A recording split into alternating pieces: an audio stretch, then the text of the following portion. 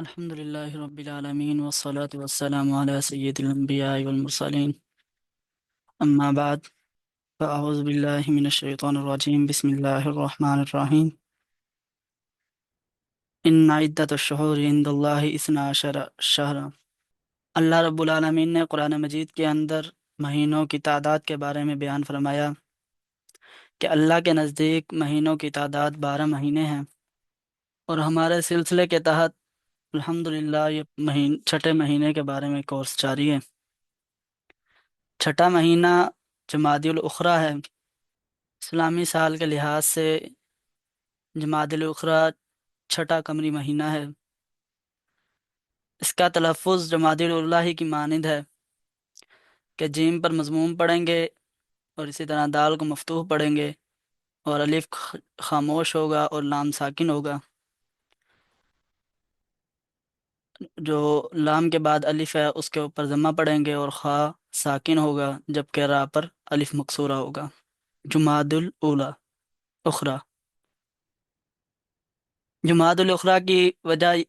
تسمیہ، اس کے نام رکھنے کی وجہ تسمیہ کیا ہے؟ جمادی الاخری کی وجہ تسمیہ یہ بیان کی ہے کہ اس سے پہلے جمادی الاولی کے اندر بھی یہی وجہ بیان کی تھی کہ جمادی جمد سے مشتق ہے۔ جمد کے معنی ہے جم جانا، پانی کے جمود، اسی سے جمادی بھی اسی سے ہے۔ تو گویا جمادی الاولی اور جمادی الاخری دونوں کی وجہ ایک ہی بیان کی گئی ہے کہ جمادی کا معنی جم جانا، اور سردی کے موسم کی وجہ سے ان دو مہینوں کے اندر پانی جم گیا تھا۔ اس وجہ سے عربوں نے اس موسم کے لحاظ سے پہلے مہینے کو جمادی الاولی کہا اور دوسرے مہینے کو جمادی الاخری کہا۔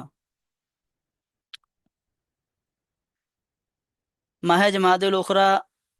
کو جمادی الاخرہ بھی کہتے ہیں، اور ہمارے نزدیک جو ہمارے اجمی حضرات ہیں وہ جمادی الاولی کو یا تو جمادی الثانیہ کہتے ہیں یا جمادی الثانی کہتے ہیں، لیکن عربوں کے ہاں یہ ایسا کہنا درست نہیں ہے۔ اسی بارے میں شیخ احمد بن عبد السلمی لکھتے ہیں کہ وَيُخْطِئُ مَن يَقُولُ جمادی الثانیہ بدلا من جمادی الاخرى آخرہ، کہ اس شخص نے خطا کھائی جس نے اسے جمادی الاخرى کے بجائے جمادی الثانی کہا یا جمادی الثانیہ کہا۔ عربوں میں جمادی الاخرى کو جمادی ستہ بھی کہا جاتا ہے، جبکہ دور جاہلیت کے اندر اس کے مختلف نام تھے، جن میں سے رنا جمادی الاخرى کا نام تھا، رنتن جمادی الاخرى کا نام تھا، ہوبر یہ بھی کہتے تھے مہینے کو۔ اس مہینے کے متعلق قرآن و حدیث کے اندر، شریعت کے اندر کوئی ایسے احکام نہیں ہیں جس سے اس کو فضیلت حاصل ہوئی ہو۔ شریعت سے ہٹ کر جو کام کیے جاتے ہیں، جو شریعت نے بیان نہیں کیے، شریعت نے ان کے اوپر نہ کوئی وحی ہے، نہ آپ صلی اللہ علیہ وسلم کا طرز عمل ملتا ہے، نہ صحابہ کا طرز عمل ملتا ہے، اس کے علاوہ کوئی کام انسان مختص کر لے اور اس کے لیے دنوں کو مقرر کر لے تو بدعت میں شمار ہوتے ہیں۔ البتہ اس مہینے کو تاریخی لحاظ سے ایک حیثیت حاصل ہے۔ تاریخی حیثیت سے اسے فضیلت بھی ہے، کیونکہ تاریخ لکھنے والوں نے اسے بہت غمگین مہینہ کہا ہے، کیونکہ اس مہینے میں بہت سارے صحابہ کی شہادت بھی ہوئی ہے، صحابہ اس دنیا سے رخصت فرما گئے ہیں، رحلت فرما گئے ہیں، اور بہت سارے سانحہ بھی اسی مہینے کے اندر ہوئے ہیں۔ بابری مسجد کا سانحہ، اسی طرح لال مسجد کا سانحہ، اسی طرح امام احمد بن حنبل کے بیٹے کی وفات، خلیفہ اول سیدنا ابو بکر صدیق رضی اللہ عنہ کی وفات۔ تو اس لحاظ سے انہوں نے، تاریخ والوں نے، اس مہینوں کو ایک علیحدہ فضیلت حاصل دی ہے۔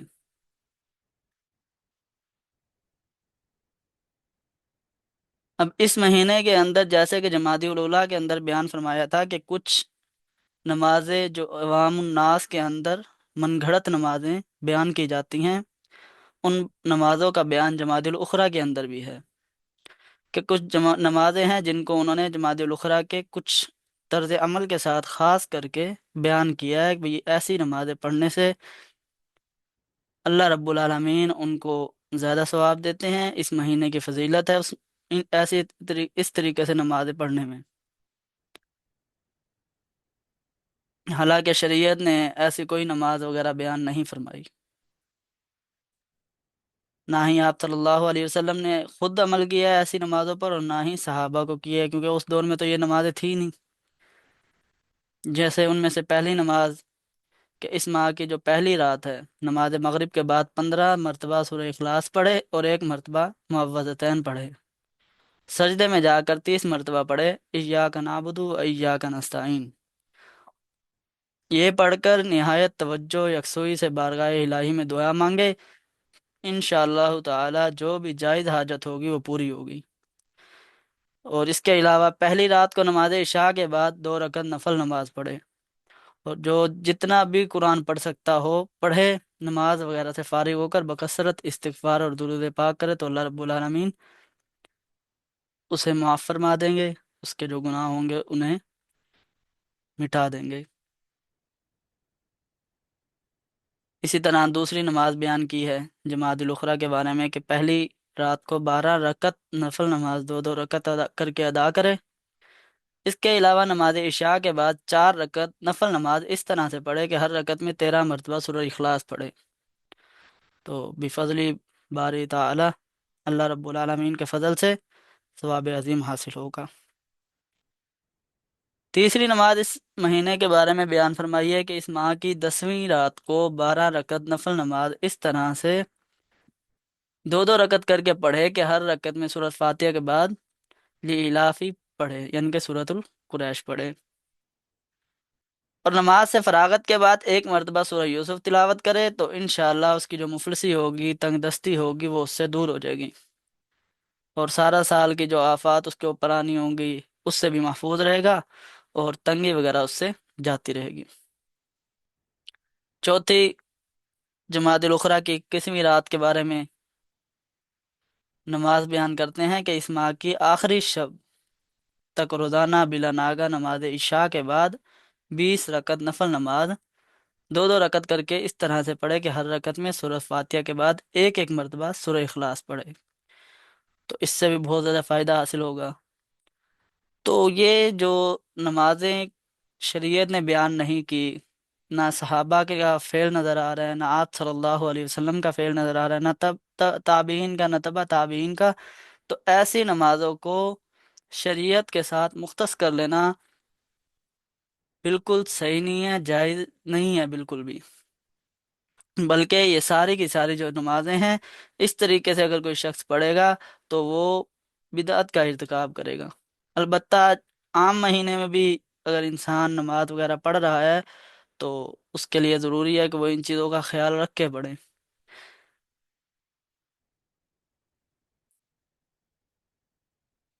کیونکہ کتاب و سنت کو چھوڑ کر اپنی طرف سے بنائی ہوئی اس قسم کی نمازیں ادا کرنے میں نہ تو اطاعت رسول ہوگا اور نہ ہی اجر و ثواب ہوگا، اس لیے کہ یہ ساری کی ساری ایجاد فی الدین ہونے کی بنا پر مردود ہیں، اور انہیں پڑھنے والا ثواب کے بجائے گناہ کما رہا ہوگا۔ باقی اس مہینے کے ساتھ نہ تو کوئی واقعات، نہ کوئی شرعن حکم آیا ہے اس مہینے کے تحت جس سے اس کو فضیلت حاصل ہوئی ہو، اور نہ ہی کوئی اس مہینے کے اندر ایسا واقعہ ہے جس کی وجہ سے کوئی وحی وغیرہ نازل ہوئی ہو۔ البتہ اس مہینے کے ساتھ کچھ واقعات ہیں جو خاص ہیں اس مہینے کے ساتھ، جیسے کہ سریہ زید بن حارثہ رضی اللہ عنہ، زید بن حارثہ رضی اللہ عنہ کو آپ صلی اللہ علیہ وسلم نے اسی مہینے میں 2 مرتبہ بھیجا۔ 1 مرتبہ تو 3 ہجری میں بھیجا کہ جب واقعہ بدر کے بعد قریش مکہ مسلمانوں سے اس درجہ مرعوب ہو گئے اور خوف زدہ ہو گئے کہ ان کو چھیڑ چھاڑ کے اندیشے سے اپنا قدیم جو پرانا راستہ تھا وہی چھوڑ دیا، تو بجائے شام کے راستے کا عراق کا راستہ اختیار کیا، اور رہبری کے لیے فرات بن حیان اجلی کو اجرت پر ہملا لیا، ایک قافلہ بغرض تجارت مکہ سے مال کثیر لے کر براہ راست عراق روانہ ہوا، جس میں ابو سفیان بن حرب، صفوان بن امیہ اور حویطب بن عبد العزا اور عبداللہ بن ابی ربیعہ، یہ حضرات شامل تھے جو کہ فتح مکہ کے موقع پر مسلمان ہوئے۔ تو رسول اللہ صلی اللہ علیہ وسلم کو جب اس قافلے کی اطلاع ہوئی تو صحابہ کرام رضی اللہ عنہم میں سے 100 کی جمعیت کو زید بن حارثہ کی امارت اور سرگردگی میں روانہ فرمایا، اور یہ ایک مختصر سا سریہ روانہ فرمایا۔ ان لوگوں نے پہنچ کر حملہ کیا اور قافلہ حاصل کر لینے میں کامیاب ہو گئے، یعنی کہ قافلے والوں کو روک لیا اور ان پر حملہ کر دیا۔ جب حملہ کیا تو ان کے پاس جو ساز و سامان تھا ان پر بھی گرفت حاصل کر لی، اور ان کے جو سردار تھے بڑے بڑے، اور اسی طرح خاندان کے جو اشراف لوگ تھے، معزز لوگ تھے، اور باقی قافلے والے تھے، وہ سارے کے سارے بھاگ گئے، البتہ جو فرات بن حیان اجلی تھا اس کو گرفتار کر کے اپنے ساتھ لے آئے، اور مدینہ پہنچتے ہی وہ شخص بھی کیا ہو گیا تھا، مسلمان ہو گیا تھا، صحابہ میں شامل ہو گیا۔ مال غنیمت اس سریے نے بہت زیادہ حاصل کیا، تو اس کے مال غنیمت کا اندازہ اسی بات سے لگا لیں کہ اس کا جو خمس نکالا گیا تھا اس کی تعداد تقریباً 20,000 درہم کے قریب تھی۔ تو مال و غنیمت کی اس سے معلوم ہوتا ہے کہ خمس اگر 20,000 درہم کے قریب تھا تو غنیمت کی جو مجموعی تعداد ہوگی وہ تو 1,00,000 درہم کے قریب ہوگی۔ اسی طرح دوسرا سریہ اس 4 ہجری میں روانہ کیا۔ دوسرا سریہ جو تھا آپ صلی اللہ علیہ وسلم نے اسی مہینے میں حضرت زید بن حارثہ رضی اللہ عنہ کو امیر بنا کر بھیجا، سن 6 ہجری میں۔ ان کو بھیجا تھا طرف کی طرف، مقام تھا مقام طرف، یہ ایک چشمے کا نام ہے، مدینہ سے 36 میل کے فاصلے پر واقع ہے۔ تو زید بن حارثہ رضی اللہ عنہ کو آپ صلی اللہ علیہ وسلم نے 15 آدمیوں کے ساتھ بنی ثعلبہ کی سرکوبی کے لیے اس چشمے کی طرف روانہ فرمایا۔ تو جو غنیم تھے وہ تو بھاگ گئے،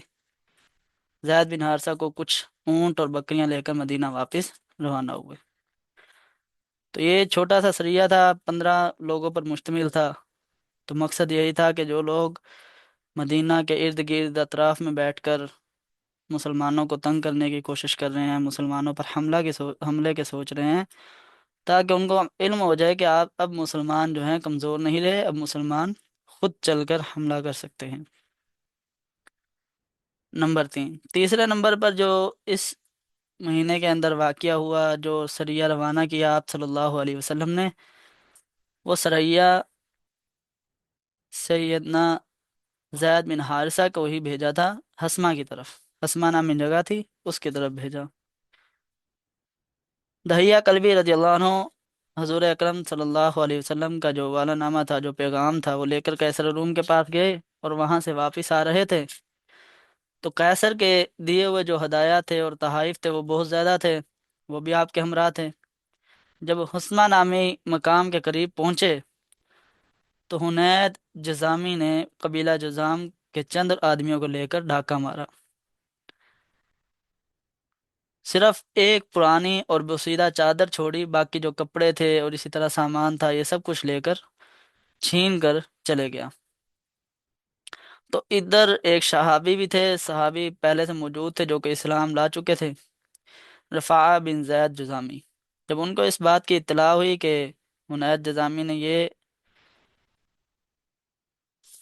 حالت کی ہے مسلمان کے قاصد سے، دہیہ کلبی رضی اللہ عنہ سے، تو وہ چند مسلمانوں کو لے کر اپنے ہمراہ لے کر حنید کے پاس پہنچے، اور حنید سے وہ تمام مال سامان وغیرہ جو چھین کر وہ حضرت دھیہ سے لائے تھے وہ واپس لے لیا، اور دھیہ کلبی رضی اللہ عنہ کو واپس دیا اور ان کو مدینہ روانہ کر دیا۔ جب دھیہ کلبی رضی اللہ عنہ مدینہ پہنچے اور حضرت صلی اللہ علیہ وسلم کو اس بات کی اطلاع کی تو آپ نے 500 صحابہ کو زید بن حارثہ کی سرکردگی میں حضرت زید بن حارثہ کو امیر بنا کر ان پر حسمہ کی طرف روانہ کر دیا۔ یہ لوگ رات کو چلتے اور دن کو چھپ جاتے تاکہ حنید جزامی کو علم نہ ہو۔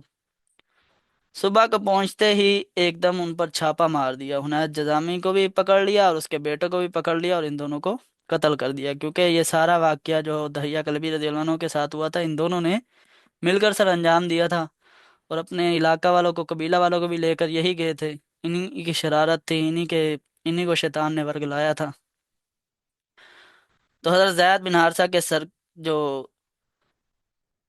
لشکر والے تھے، انہوں نے ان دونوں کو پکڑ لیا اور دونوں کو قتل کر دیا۔ تو اس صورت میں جو غنیمت حاصل ہوئی، اس میں 100 عورتیں اور بچے گرفتار ہوئے، اور 1000 اونٹ اور 5000 بکریاں ہاتھ لگی۔ تو ان کے ساتھ رفاع بن زید کے کچھ لوگ بھی تھے جو مسلمان تھے، لیکن چونکہ زید بن حارثہ رضی اللہ عنہ کو علم نہیں تھا اس بات کا کہ ادھر مسلمان بھی ہیں یا نہیں ہیں، کیونکہ اگر علم ہوتا تو ظاہر سی بات ہے وہ بھی ان لوگوں کو گرفتار نہ کرتے، بلکہ مسلمان تو مسلمان کو گرفتار کر ہی نہیں سکتا الا یہ کہ کوئی جرم ہو۔ تو آپ نے حضرت علی کو ان کے ہمراہ روانہ کیا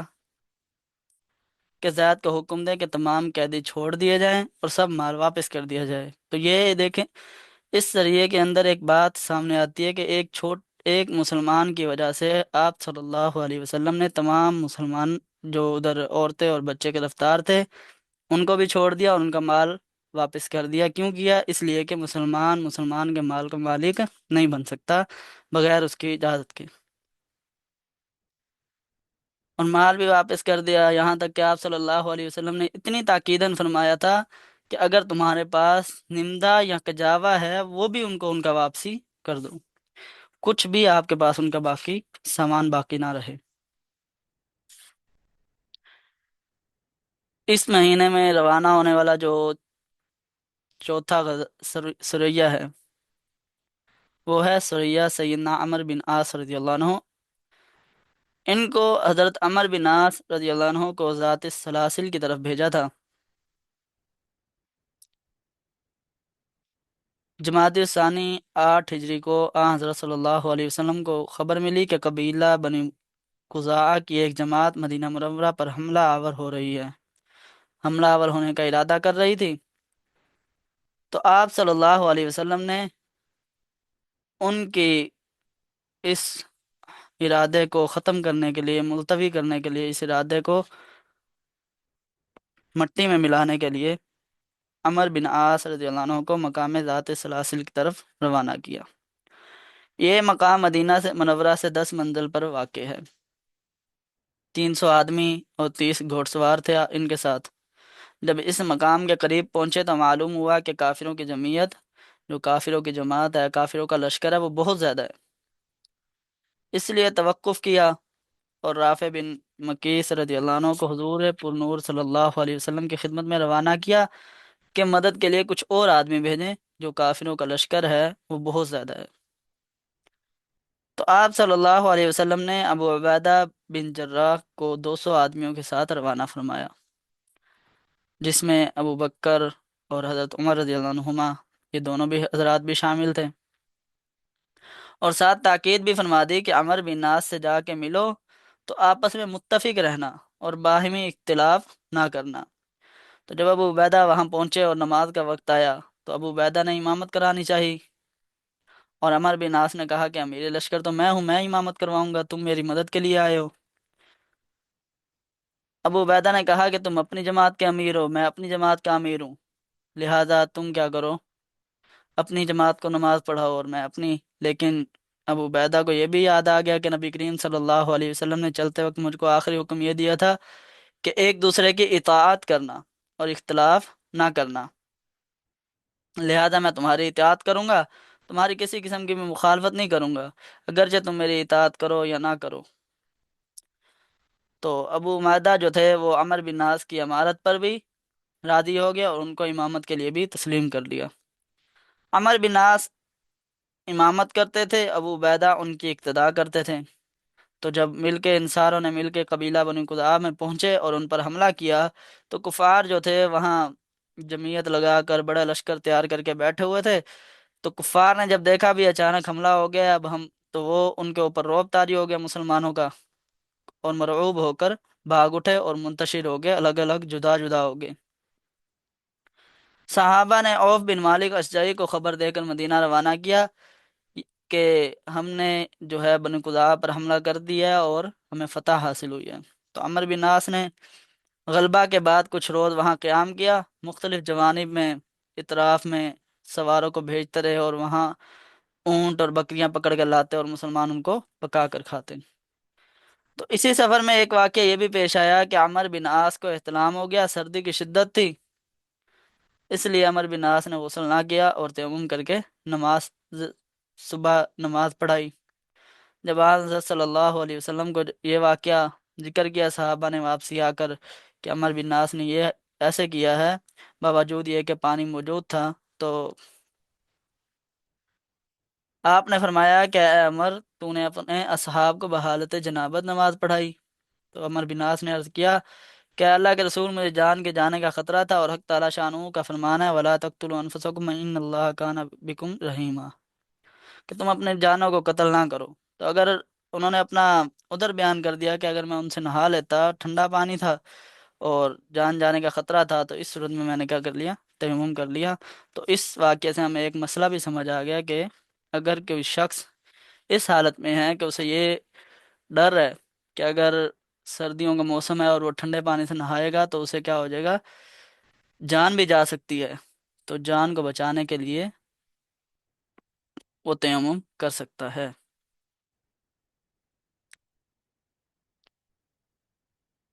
اس کے بعد جو سب سے بڑا واقعہ ہے اس سبق کا، اس مہینے کا، وہ ہے خلیفہ اول حضرت ابوبکر صدیق رضی اللہ عنہ،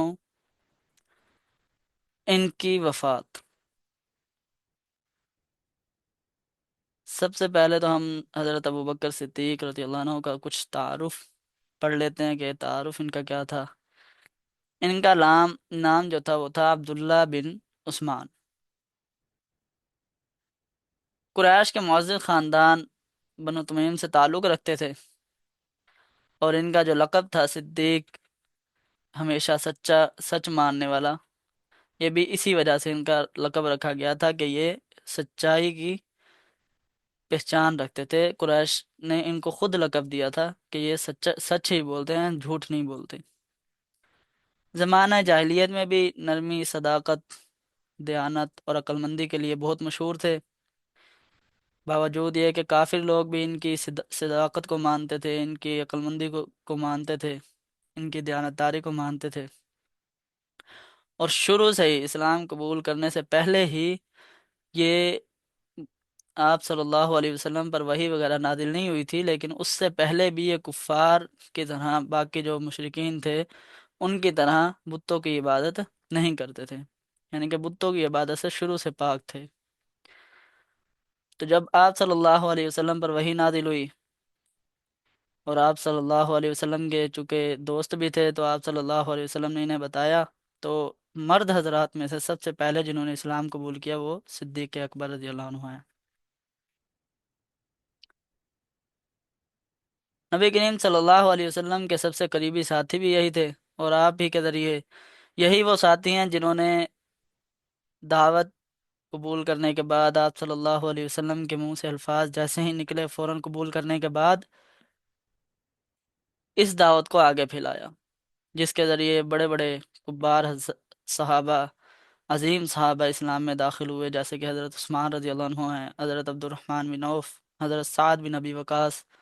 اور اسی طرح حضرت زبیر بن عوام رضی اللہ عنہ۔ یہ سب حضرات صدیق اکبر کی دعوت پر، صدیق اکبر کی پکار پر اسلام میں داخل ہوئے تھے۔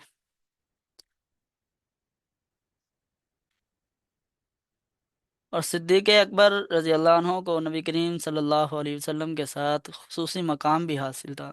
وہ کیا تھا؟ وہ یہ کہ تمام غزوات میں آپ صلی اللہ علیہ وسلم کے ساتھ شریک رہتے تھے۔ غزوہ بدر کے دن والد، بیٹا، بھائی، یہ سب مخالف تھے، لیکن اس کے باوجود، مخالف ہونے کے باوجود پیچھے نہیں ہوئے کہ سامنے میرا بیٹا ہے یا سامنے میرا بھائی ہے، بلکہ ثابت قدم رہے اور آپ صلی اللہ علیہ وسلم کی حفاظت کرتے رہے۔ جس جگہ آپ صلی اللہ علیہ وسلم بیٹھ کر دعائیں مانگ رہے تھے، وہاں پر یہ بیٹھ کر، وہاں باہر کھڑے ہو کر آپ صلی اللہ علیہ وسلم کی حفاظت فرما رہے تھے۔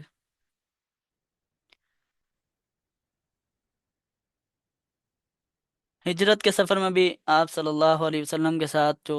ساتھی تھے وہ صدیق اکبر رضی اللہ عنہ تھے۔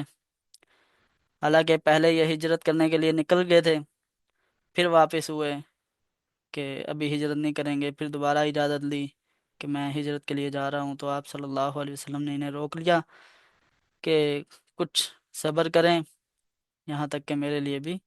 پیغام آ جائے، اللہ رب العالمین میرے اوپر کوئی وحی نازل کر دیں، مجھے بھی حکم مل جائے۔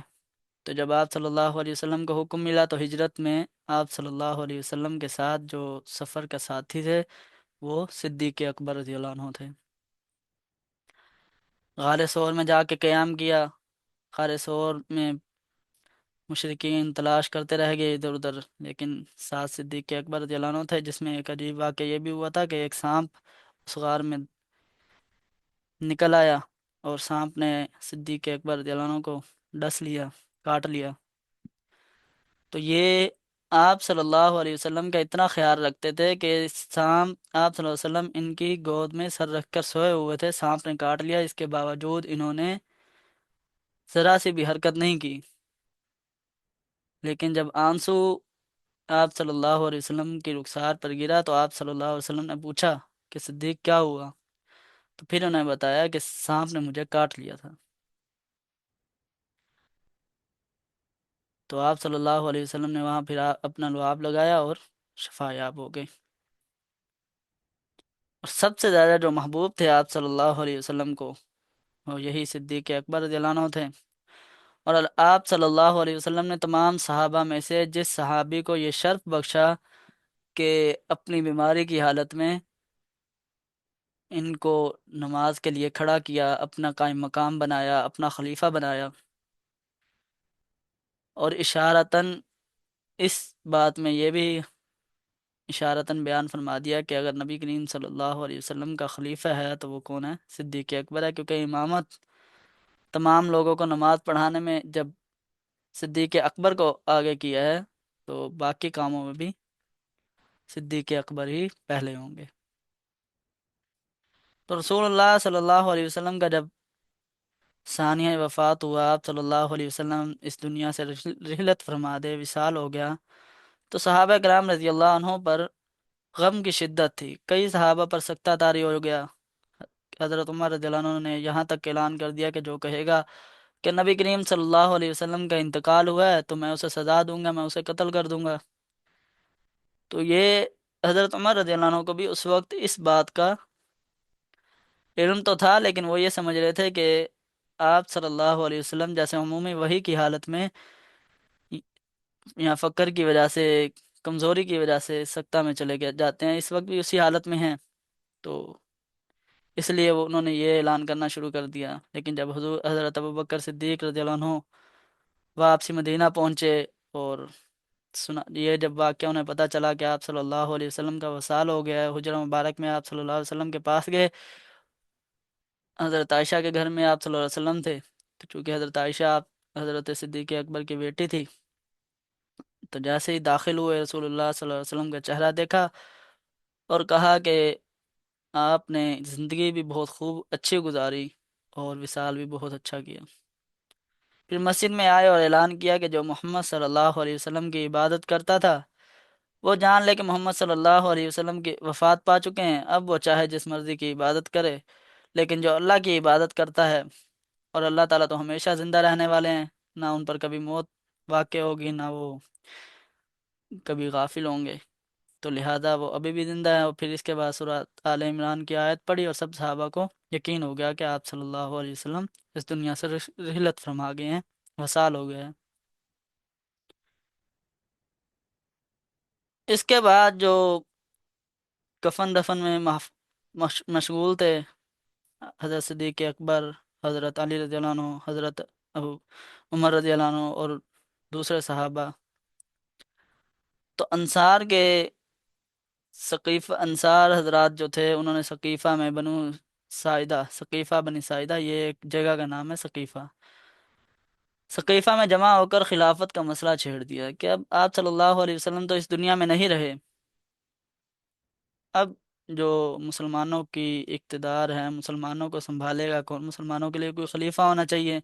پہلے آپ صلی اللہ علیہ وسلم موجود تھے جو انہیں فیصلے بھی کرتے تھے اور اچھائی برائی سے بھی روکتے تھے، اور اسی طرح سریا وغیرہ کو، جتنے بھی سرے ہیں وہ آپ صلی اللہ علیہ وسلم نے بھیجے، اور اسی طرح جو نئے احکام ہیں ان کے اوپر بھی آپ صلی اللہ علیہ وسلم پر وہی نازل ہو جاتی تھی تو آپ صلی اللہ علیہ وسلم بتا دیتے تھے۔ تو اب کوئی خلیفہ ہونا چاہیے جو کیا ہو، مسلمانوں کو آگے لے کر چلے۔ تو انہوں نے بنی ثقیفہ کے اندر جمع ہو کر خلافت کا مسئلہ چھیڑ دیا۔ حضرت عمر، حضرت ابوبکر رضی اللہ عنہ اور چند مہاجرین ادھر ہی پہلے تو تدفین میں مشغول تھے، لیکن جب انہیں یہ بات معلوم ہوئی تو حضرت عمر رضی اللہ عنہ اور حضرت ابوبکر رضی اللہ عنہ دونوں حضرات آ گئے، اور ساتھ ابو عبیدہ بن جراح رضی اللہ عنہ بھی آ گئے۔ تو بحث مباحثہ شروع ہو گیا، دلائل دیے گئے۔ مہاجرین نے کہا کہ اصل عمارت عام قریش کا حق ہے، کیوں ہے؟ اس لیے کہ انہوں نے اس وقت آپ صلی اللہ علیہ وسلم کی مدد کی جب ان کے خود کی قوم بھی آپ صلی اللہ علیہ وسلم کے خلاف تھی، انہوں نے مصیبتیں بھی جھیلی، اس کے باوجود آپ صلی اللہ علیہ وسلم کی جو اقتدار تھی، آپ صلی اللہ علیہ وسلم کا ساتھ تھا، وہ اس کو نہیں چھوڑا۔ انصار نے جواب دیا کہ قیادت جو ہے قریش کے پاس ہوگی، کیوں؟ اس لیے کہ انصار نے حضرت آپ صلی اللہ علیہ وسلم کی مدد فرمائی، آپ صلی اللہ علیہ وسلم کو رہائش کی جگہ دی، مہاجرین کو رہائش کی جگہ دی، تو ان کا بحث مباحثہ شروع ہو گیا۔ تو حضرت عمر رضی اللہ عنہ نے سب سے پہلے حضرت ابوبکر صدیق رضی اللہ عنہ کے ہاتھ پر بیعت کی، اور ساتھ ہی کہہ دیا کہ تم نے وہ ہو کہ رسول اللہ صلی اللہ علیہ وسلم کے ساتھی بھی رہ چکے ہیں، اور غار والے بھی ہو، تم سے بڑھ کر خلافت کا حقدار بھی کون ہو سکتا ہے؟ اور مسجد میں جو خلیفہ تھے آپ صلی اللہ علیہ وسلم نے جن کو نماز پڑھانے کی اجازت دی، وہ بھی آپ ہی کو دی ہے، لہذا آپ کے ہوتے ہوئے کسی اور کو خلیفہ کیسے بنا سکتے ہیں؟ تو اس پر سارے حضرات راضی ہو گئے، ورنہ اس فیصلے سے پہلے انصار و مہاجرین کے اندر بہت بحث مباحثہ ہوا، جس میں یہ بھی یہاں تک ذکر ہو گیا تھا کہ ایک خلیفہ آپ اپنے میں سے مقرر کر لیں مہاجرین، اور ایک انصار اپنے میں سے بنا لیتے ہیں، دو جو ہیں خلیفہ ہو جائیں گے، اور دونوں مل کے کام سر انجام دیں گے۔ تو خلیفہ بالآخر جب حضرت ابوبکر صدیق رضی اللہ عنہ طے ہو گئے، تو صدیق اکبر رضی اللہ عنہ نے کچھ دن، اس وقت تو خلافت کے اس حکم پر بیعت کر لی، جو ادھر لوگ موجود تھے ان سے بیعت وغیرہ کر لی، لیکن جب وہ گھر کی طرف روانہ ہوئے تو بہت زیادہ پریشان تھے، اور گھر سے 2 3 دن تو لگاتار نکل ہی نہیں رہے تھے۔ تو حضرت عمر رضی اللہ عنہ سے ملاقات ہوئی، تو حضرت عمر رضی اللہ عنہ نے انہیں تسلی دی کہ اللہ تعالی حاکم بھی انہیں بناتا ہے جو فیصلہ کرنے میں آسانی پیدا کرتے ہوں۔ تو جب تمام صحابہ نے بیعت کر لی جو ادھر موجود تھے، اب جو باقی صحابہ تھے ان کے لیے وقت مقرر کیا گیا کہ مسجد نبوی میں کیا ہوگی، عام بیعت ہوگی۔ تمام صحابہ اتفاق کرتے ہوئے حضرت ابوبکر صدیق رضی اللہ عنہ کو پہلا خلیفہ تسلیم کرتے ہوئے ان کے ہاتھ پر بیعت کریں گے۔ حضرت ابوبکر صدیق رضی اللہ عنہ مسجد نبوی میں بیٹھ کے اور تمام صحابہ آ کر بیعت کرنے لگے۔ خلافت ابوبکر رضی اللہ عنہ کی جو سب سے عظیم خدمات ہیں ان میں سے چند تو یہ ہیں کہ حضرت ابوبکر صدیق رضی اللہ عنہ کی خلافت چونکہ 2 3 سال ہی رہی تھی، مختصر سے ایام تھے، مختصر سا وقت تھا، لیکن ان مختصر ایام کو انہوں نے اسلام کی تاریخ کا سب سے مشکل دور جو تھا وہ انہوں نے سنبھالا، جس میں کیونکہ آپ صلی اللہ علیہ وسلم کی وفات کے بعد بہت سارے جو مسلمان تھے بعد میں مرتد ہو گئے، بہت سارے منافقین بھی ظاہر ہو گئے جو اسلام کو چھوڑ گئے، بلکہ ہر طرح سے کوشش کی مسلمانوں کو توڑنے کی۔ تو ان کا خاتمہ، جو مرتد ہونے والے تھے اور جھوٹے نبیوں کا جو دعویٰ کرنے والے تھے، ان کا خاتمہ بھی کیا ہوا تھا؟ آپ رضی اللہ عنہ نے شروع کیا تھا۔ تو ان کے خلاف بہت زیادہ جنگیں کی، جیسے جھوٹے نبیوں میں کھڑے ہونے والے جیسے مسلمہ کذاب تھے، سجاہ تھا، اسود انسی تھا، تو یہ سارے جو تھے مرتد ہو گئے تھے اور جھوٹے نبی ہونے کا بھی دعویٰ کر رہے تھے۔ اور اسی طرح کئی ایسے قبائل تھے جنہوں نے زکوٰۃ دینے سے انکار کر دیا تھا، تو حضرت ابوبکر صدیق رضی اللہ عنہ نے تاریخ کا بے مثال فیصلہ کیا کہ جو زکوٰۃ کا ایک معمولی جانور بھی روک لے اس کے خلاف بھی جنگ کی جائے گی۔ تو یہ جنگ کرنے سے بعض صحابہ نے تو اعتراض کیا بھی کیوں جنگ کی جائے گی؟ تو آپ صلی اللہ علیہ وسلم تو حضرت صدیق اکبر رضی اللہ عنہ نے فرمایا کہ آپ صلی اللہ علیہ وسلم کے پاس ایک قبیلہ آیا تھا جس نے کہا تھا کہ ہمیں نماز کے اندر مہلت دی جائے، یعنی کہ ہم نماز نہیں ادا کریں گے، باقی جو اسلام کے ارکان ہیں ان کو پورا کریں گے۔ تو آپ صلی اللہ علیہ وسلم نے فرمایا کہ اگر تم نماز نہیں پڑھو گے تو پھر بھی میں تمہارے خلاف جنگ کروں گا۔ تو لہذا اگر دین کی کوئی ایک چیز، کوئی ایک فرض کو چھوڑنے کا بات کرے گا تو اس کے خلاف بھی جنگ کی جائے گی، کیونکہ چونکہ ایک چیز کو چھوڑنے سے تمام فرائض کی چھوڑنا، تمام فرائض کی کے حکم کو نام ماننا لازم آتا ہے۔ اسی طرح دوسرا جو عظیم کام کیا حضرت صدیق اکبر رضی اللہ عنہ نے، وہ تھا قرآن کو جمع کرنا۔ قرآن کو جمع کرنا یہ بھی حضرت صدیق اکبر رضی اللہ عنہ کے دور میں ہوا کہ جنگ یمامہ میں 70 حافظ صحابہ جو تھے وہ شہید ہوئے۔ حضرت عمر رضی اللہ عنہ نے عرض کیا کہ اگر حفاظ شہید ہوتے رہے تو قرآن ضائع ہونے کا اندیشہ ہے۔ تو حضرت صدیق اکبر پہلے تو منع کرتے رہے بھی ایسا کام میں کیوں کروں جو آپ صلی اللہ علیہ وسلم نے اپنی زندگی میں نہیں کیا، تو پھر بار بار حضرت عمر رضی اللہ عنہ تاکید کرتے رہے تو اس طرح ان کا بھی شک صدر ہو گیا کہ اس کے اوپر کام کرنا چاہیے، قرآن مجید کو جمع کرنا چاہیے۔ تو پوری امت کے لیے حضرت صدیق اکبر رضی اللہ عنہ نے عظیم فیصلے کے طور پر قرآن کو ایک مصحف میں جمع کروایا، اور یہ اسلام کی سب سے بڑی خدمت ہے۔ اسی طرح عراق کے محاذ پر مثنہ بن حارثہ کی مدد، شام کی طرف اسلامی لشکروں کی روانگی، اسلامی فتوحات کا دروازہ کھول دیا، جو حضرت عمر رضی اللہ عنہ کے دور میں پھیل کر ایک عظیم سلطنت بنی۔ اور بیت المال کا نظام اور نظام حکومت یہ بھی صدیق اکبر نے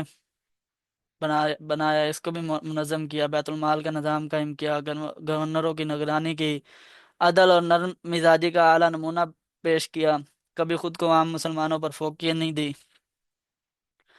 رسول اللہ صلی اللہ علیہ وسلم کی سنت پر سختی سے قائم رہے۔ حضرت ابوبکر صدیق رضی اللہ عنہ کا یہ اصول تھا کہ محمد صلی اللہ علیہ وسلم کا طریقہ میرے لیے کافی ہے۔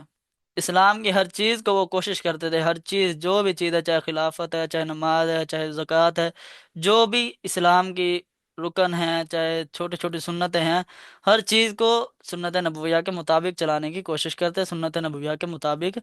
عمل کرنے کی کوشش کرتے۔ حضرت صدیق اکبر رضی اللہ عنہ کی جو وفات ہوئی وہ 22 جمادی الثانی 13 ہجری میں آپ رضی اللہ عنہ وفات پا گئے۔ آپ رضی اللہ عنہ کی جو قبر تھی، قبر مبارک حضور صلی اللہ علیہ وسلم کے پہلو میں بنائی گئی۔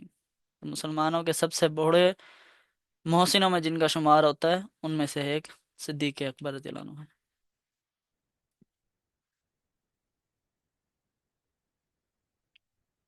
تو مختصر خلاصہ یہ ہے کہ صدیق اکبر رضی اللہ عنہ کون تھے؟ سب سے پہلے مسلمان ہونے والے مرد،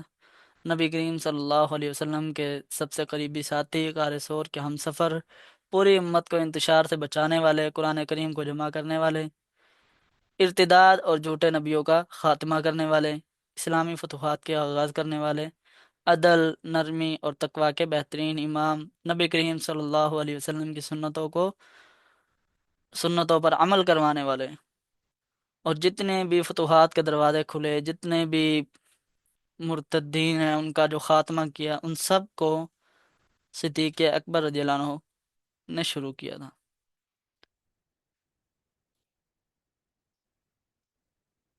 یہ ہماری آج کی کلاس تھی، وقت بھی مکمل ہو گیا۔ اب آپ حضرات کے پاس وقت ہے، آپ کوئی سوال کرنا چاہیں، کسی کو کوئی بات سمجھ نہ آئی ہو، سبق کے متعلق سمجھ آ گئی ہے تو اللہ تعالیٰ کا شکر ادا کریں، اور اپنے ارد گرد غور و فکر کیا کریں کہ اگر کوئی ایسی بدعت سر انجام کوئی دے رہا ہے، کوئی ایسے کام کر رہا ہے جو اسلام شریعت کے مطابق نہیں ہے، تو اسے روکا جائے۔ امید ہے کہ سبق کی سمجھ آ گئی ہوگی آپ حضرات کو، اگر سمجھ آ گئی ہے تو میسج کے ذریعے بتا دیں، پھر کلاس بند کرتے ہیں۔ اگر کسی کا کوئی سوال ہے تو وہ بھی پوچھ لیں۔ ٹھیک ہے انشاءاللہ، کل ملتے ہیں۔ السلام علیکم ورحمۃ اللہ وبرکاتہ۔